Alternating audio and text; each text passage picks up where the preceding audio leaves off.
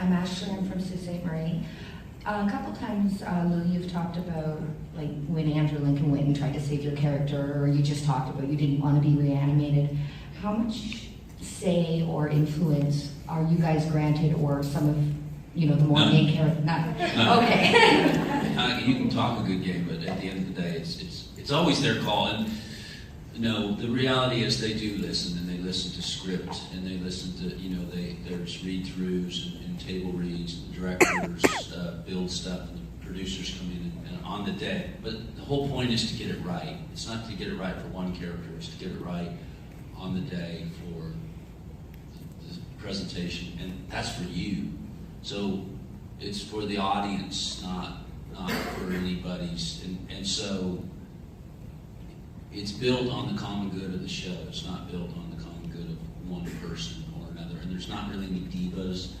And there's a lot of respect also for the audience. Kind of look at you as a fourth member of the cast, fourth wall member, as opposed to fans.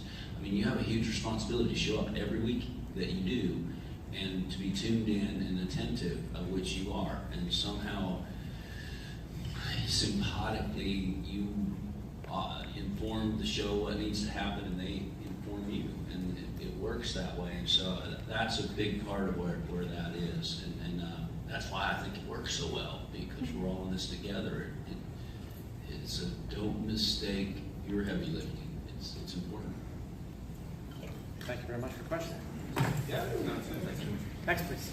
Brian from Buffalo. I just want to ask, if you go back and be on your favorite TV show from your childhood and have a guest appearance on it, what show would you pick? Happy Days.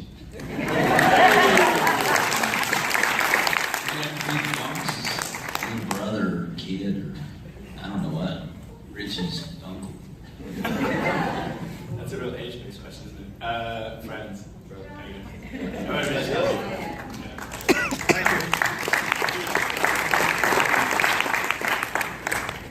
Hi there, my name is Magenta. I'm from Peterborough. Just kind of a two-part question. What got you guys into acting, and what's the favorite, like your personal favorite project that you've worked on? I was a really loud kid. And, really loud and boisterous. And when I was like 7, one of the teachers dragged me into a classroom to audition for the school play. And I had a lot of fun doing it, and I just kept doing it at school. And that was kind of my thing. And I was a pretty lazy kid. It was like, this is what I really enjoy doing. And in that rather naive way, I was like, well, why would anyone do a job that they didn't enjoy? I really enjoy this, so this is what I'm going to do with my career. And but really, you have to have such a drive and focus and ambition, because there's lots of ups and downs. But I went and studied in drama school in London, and then got an agent from that and kept working. But one of my actually favourite jobs was one of my first jobs. I did a play in the West End in London, which was about the First World War. And it was just a nice collection of actors of different ages. So it was a really nice kind of introduction to the acting community as a whole, and which exists outside of theatre as well, in TV and film. But theatre is something that you do, you can do for up to 6 months or more, and it's and you're with those people every single day for that time. It's a nice experience. Which is why this show, people talk a lot about this show of being a family, and it really is, and it does make it pretty tough. When I came onto the show, I went. Andy throws these death dinners for the people who passed on the show, and so it was Tova and Alexandra's death dinner, and that was my first experience of the show. And I hadn't shot anything, and I arrived, and everyone's like sitting around the campfire, and there are like laughter and tears, and I'm like, what the hell have I just walked into? Because I'm not used to that, you shoot a TV show, and you come in and you come out, and it's just another job at the end of the day. But there's something special about this job, and so, as much as that was my favourite job so far, I think this is probably going to be my favourite job moving forward because of that reason.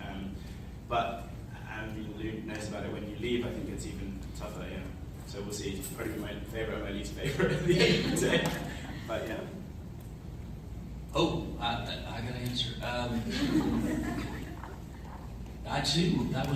That's a lot of our experiences when we first come onto the show. Mine was my very first exposure was Lori and T-Dog's death dinner.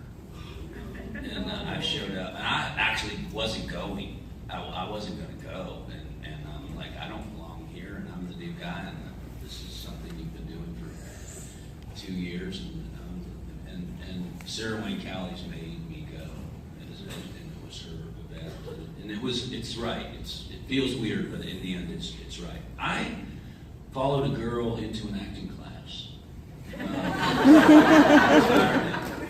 to chat her up for a conversation, and saw what was going on stage, and was enchanted, and said, I can do that, or I could do that. Being from New Orleans, we do that.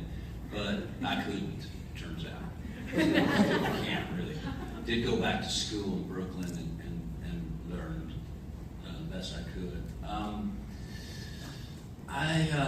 And then went and did theater as well. I think most of us who have had a chance to do theater really find that in our hearts to be the really good thing that we adore. I like a project I did called Waitress, a little indie film, which was just a lot like The Walking Dead, familially, as a family. I don't know what that word is, but there was something special, and sometimes there are things that are special, and that was one. I liked the opportunity that I have working with Tony Scott. We spoke about this the other night, because he was like working with Willy Wonka. So Unstoppable is really special for me as well. And then clearly The Walking Dead was an experience that can't ever be. It's been a gift for sure. Thank you very much. These are going to be our last 4 questions. And if you have any questions that you do want to continue to ask, or you want pictures taken or autographs, please go see them in the main room and check them out. This will be our last 4 questions for today in their Q&A. Thank you. I'm Adam from Buffalo, and I was wondering if Shane was still alive, would he do a better job at protecting the group, or than Rick has now? Shane is the Punisher. He Punisher might have given them walkers a fit, but Rick. I don't know. I'm biased. I'm a Rick guy, so I think he's doing fine. I think he's underrated what he does. Yeah, that's a really good question, actually. Making me think about it. I mean, it would have been an entirely different group, actually, if Berthel was in charge. And the show would be an entirely different show if Berthel was in charge. Yeah. But that is a good question. Who do you think the baby is? Rick. Yeah. I'm more of a Rick fan. I'm just wondering if he was Yeah, still alive. I don't think they would be in better hands with Shane. Yeah, I think it would be better. It would be very different. It would be different hands for sure. Yeah. Thank you very much. Good question. Next, please. Hi, Roger back from Buffalo. Roger. Every year the fandom seems to get more and more rabid. Were either of you prepared for, say, your first convention or anything from the response you would get from the fans? No. It's all I heard on set for a long time, especially since the character's a big character in comic books, etc. The cast, it's a kind of like this knowing thing, just like your life's about to change, blah blah. And I've had many jobs in my career. Where it's like, oh, this is going to be the big job, but then it's not the big job. But this is one, but then this one is entirely different to any job I've ever had, and probably ever will have. I'm really realizing this is probably my 5th convention now, but I'm really feeling that hashtag The Walking Dead family. It is a real thing, and I love coming and talking to the fans, and the engagement that the fans have with the show is so amazing. But the cast did try to warn me that it's not something that you can ever really understand until you're in it, And at some point, as an actor, you're like, oh, maybe I'll do something where people will know my name, or people. But honestly, I think this show is a once-in-a-lifetime show, which doesn't happen. And we beat football on a Sunday, and it's insane. And it's also I said to Andy, I was like, so is there anywhere in the world that you can go that you're not recognized? And he told me no. He was like, it's a worldwide phenomenon. And I mean, who knows? Maybe I'll be Jesus for the rest of my life now. There are worse things to be. I certainly never thought I'd be very proud of how shout Jesus at me. It's pretty amusing. And it's really funny because as far as that character name goes, people are obviously use that as an expletive as well. So when people go, oh, Jesus, I always turn around. Oh, Jesus.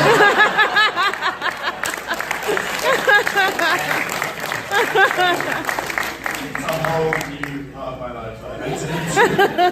But it's very fun, and I can't believe it happened to me, and I'm very grateful. Thank you. To walk on water in Canada, come up during the winter months, okay? That's a photo opportunity right there. Next, please. Hi, my name is Amanda, and I'm from Hamilton, Ontario, and my question is about acting, of how you got into it, which they answered the question. As I do acting myself, and I'd just like to know any pointers out there to be at the right place. Well, I think you should know your voice, and what I mean by that is know who you are, and more today than anything, because that's what you're being asked. Who are you? As opposed to fit into this role of Jesus. We have this role of Jesus. They didn't really want to know who Jesus was. They knew that, but they did want to know who Tom was, so they gave him some false sides. They did the same to me. To see what his essence or what his brand is. I mean, brand's a buzzword, guys. I don't know. Who are you? What is your story? So I would always say, know who you are, and no person can walk out on their own story. Your story must be told, so you must tell your story. And I think that will serve you. Read it out loud, know your voice. Yeah. Thank you.